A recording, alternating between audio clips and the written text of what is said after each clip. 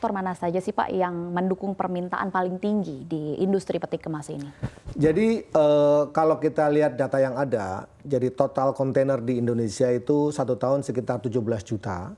Itu lebih dari 50%, mungkin sekitar 56% itu masih peti kemas domestik.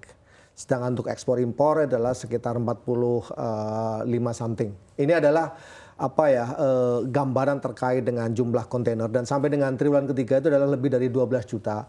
Gambarannya kurang lebih sama. Jadi kalau tadi sekitar 53%-an itu adalah untuk domestik. Jadi kita harapkan pertumbuhan traffic domestik itu lebih tinggi dibandingkan internasional, dan kita berharapan bahwa apa yang disampaikan pemerintah, apa program-program pemerintah terkait dengan hilirisasi dari suatu produk Indonesia, kita berharap itu akan mengenerate investasi pemerintah juga di daerah-daerah juga sangat-sangat tinggi, dan kita berharap bahwa investasi itu berdampak kepada kemampuan di daerah untuk membeli produk-produk yang pada akhirnya akan mengenerate atau menambah dari traffic peti kemas itu sendiri. Komoditas apa Pak yang demand-nya paling tinggi? Apakah dari produk tambangkah atau dari bahan-bahan pangan atau seperti apa?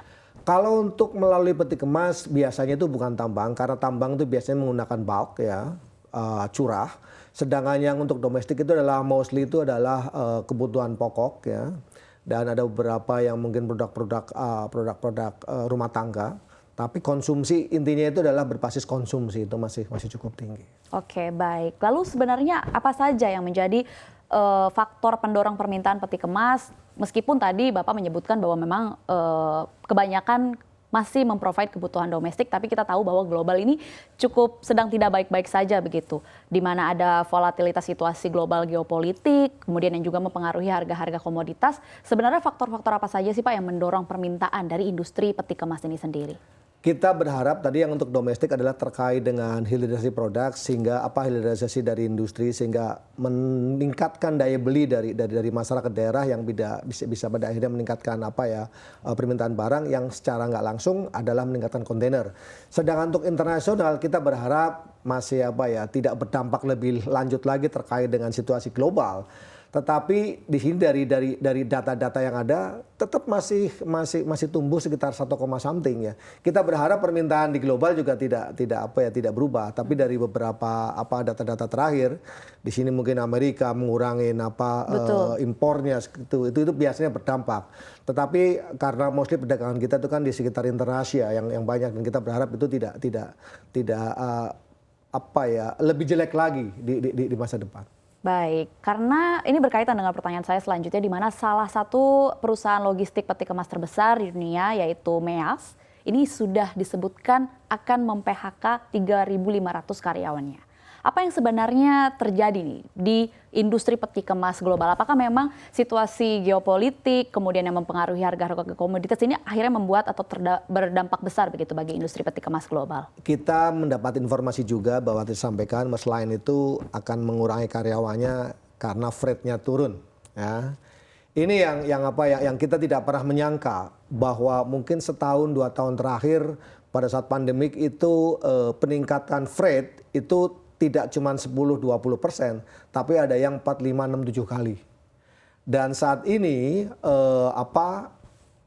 freight yang ada di global itu informasinya turun sampai lebih dari separuh. Bahkan ada yang lebih rendah daripada sebelum pandemik. Dan ini pada saat kemarin pandemik itu karena freight-nya tinggi, ini banyak shipping lain yang jor-joran menambah investasi jumlah kapal. Sekarang ini baru selesai pandemik, tiba-tiba permintaan di beberapa negara turun, khususnya Amerika turun, yang pada akhirnya freight-nya itu turun. Saya agak sedikit khawatir terus terang aja, pada saat ini kapal-kapal yang sudah dibeli sama teman-teman shipping line yang global, pada saat kapalnya sudah di-launching, artinya apa? Space yang tersedia itu akan meningkat drastis, sedangkan pertumbuhan dari traffic secara global tidak naik.